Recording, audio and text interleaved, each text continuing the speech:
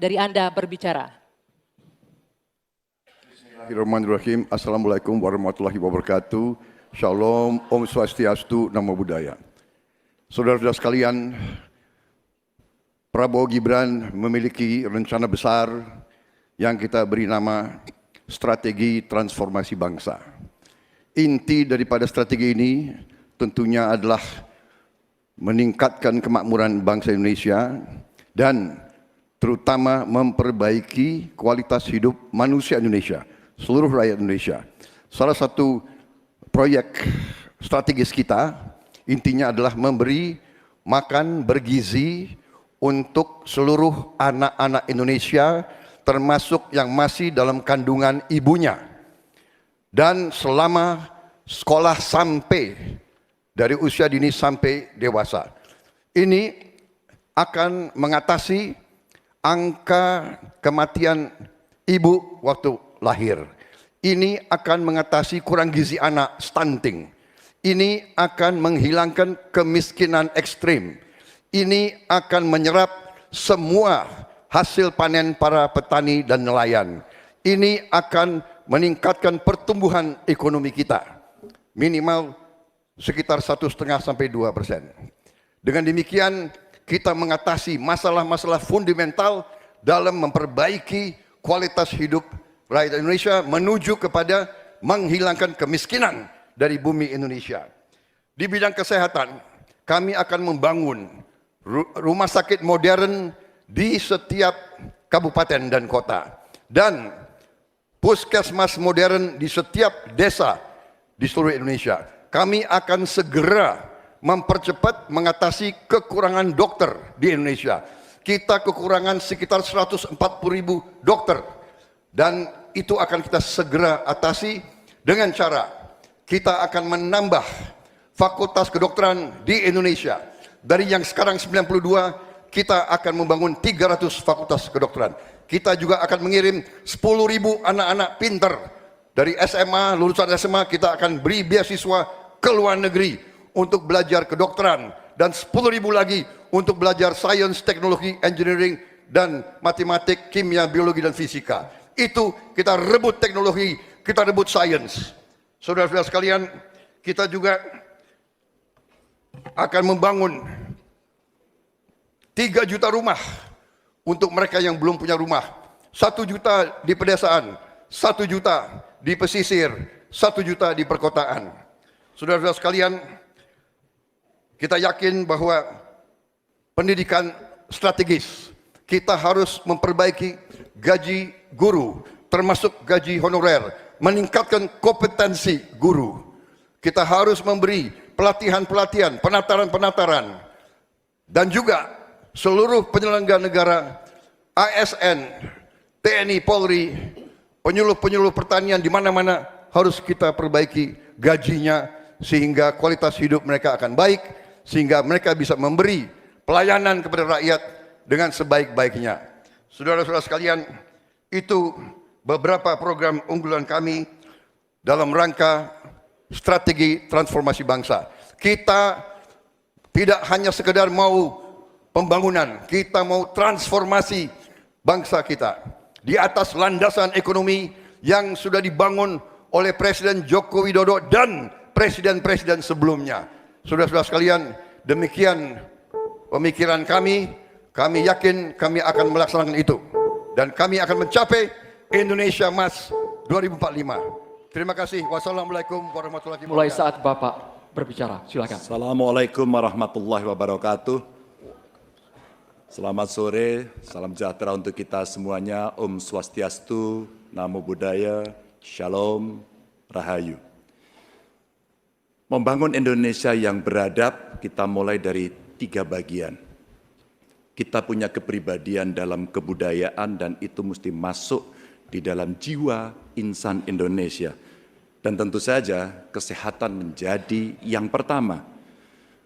Preventif adalah sesuatu yang paling bagus. Kita olahraga, makan sehat, dan itu akan membantu dalam politik kesehatan kita akan jauh lebih baik.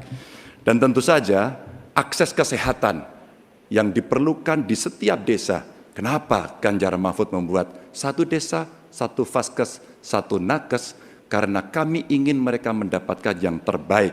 Dan kemudian ibu, anak, lansia, disabilitas, masyarakat adat akan mendapatkan peran yang sama di dalam layanan-layanan kesehatan, di mana di daerah-daerah terisolir mereka membutuhkan akses ini dengan sangat bagus. Kalau itu semua sudah baik Bapak Ibu, maka pendidikan dan kebudayaan mesti kita bangun bersama-sama. Akses pendidikan yang baik, lebih inklusi, kemudian kurikulum yang mantap, dan tentu saja fasilitas yang diberikan harus bisa memberikan akses terbaik untuk anak-anak didik kita, termasuk nasib guru dan dosen.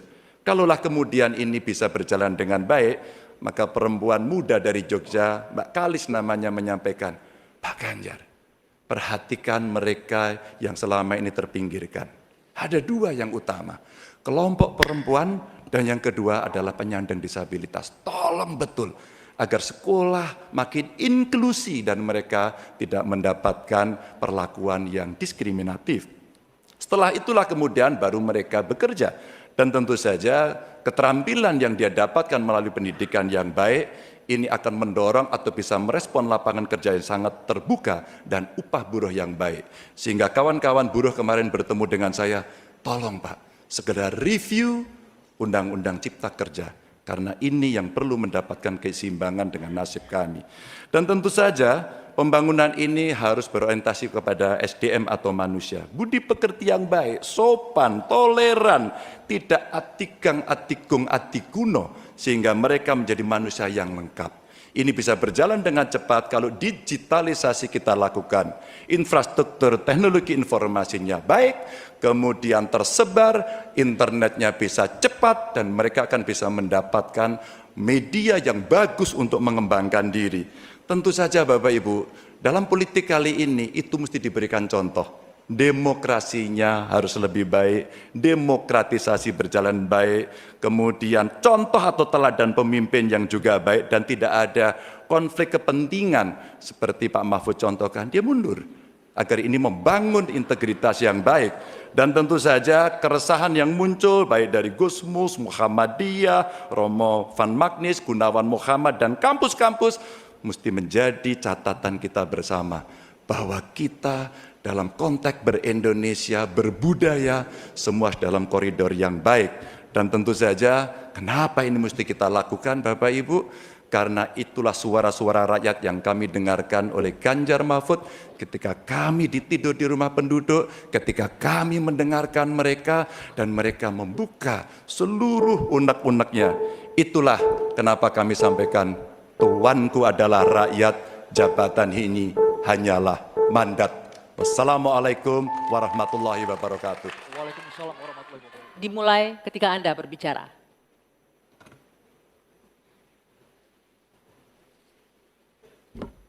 Assalamualaikum warahmatullahi wabarakatuh. Waalaikumsalam. Selamat malam, salam sejahtera untuk kita semua.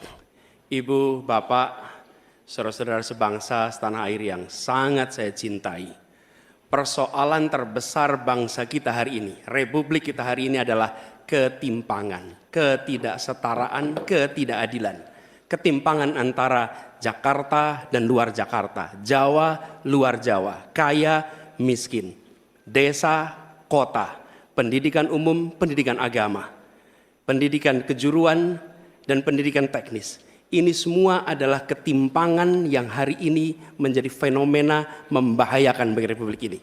Bahkan di bidang perekonomian, segelintir orang menguasai sebagian besar perekonomian kita. Ketika republik ini didirikan, para pendirinya 60-an orang anggota BPUPKI, mereka adalah orang-orang terdidik, mereka dari kaum yang privilege, tapi mereka mendirikan republik untuk semua, bukan mendirikan republik untuk kepentingan dirinya, golongannya, ataupun keluarganya. Mereka mendirikan ini untuk semuanya.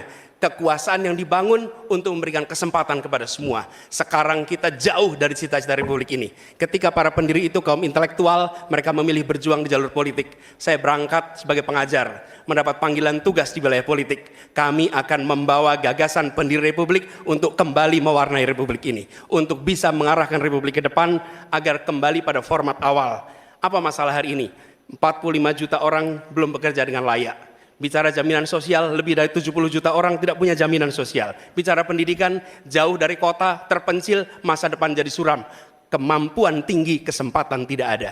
Sangat frustrasi melihatnya. Kesehatan mental, kekerasan seksual, lebih 15 juta orang jadi korban.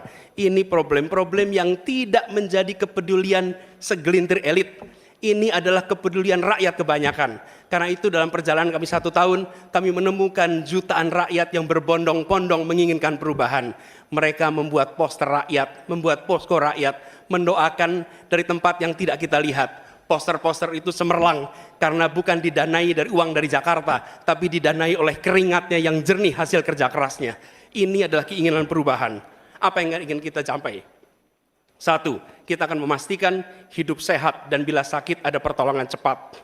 Tumbuh cerdas dengan biaya terjangkau. Keluarga sejahtera karena upahnya layak.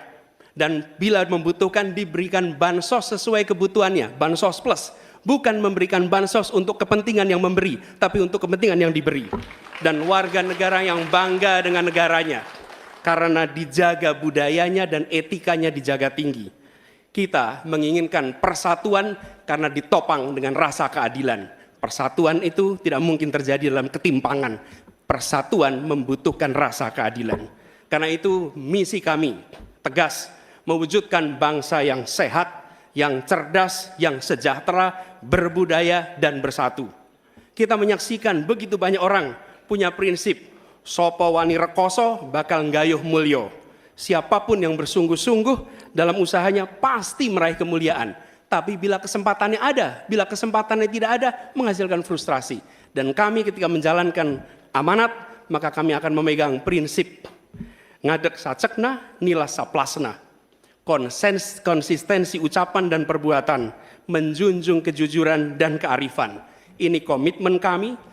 Fokus pada pembangunan manusia Indonesia, menghadirkan kesetaraan, menghadirkan keadilan. Dengan seperti itu kita ada persatuan. Perubahan saatnya kita kerjakan. Katong bergerak untuk perubahan, untuk seluruh rakyat Indonesia dimanapun berada. Terima kasih. Assalamualaikum warahmatullahi wabarakatuh. Waalaikumsalam warahmatullahi wabarakatuh. Terima kasih Pak Anies.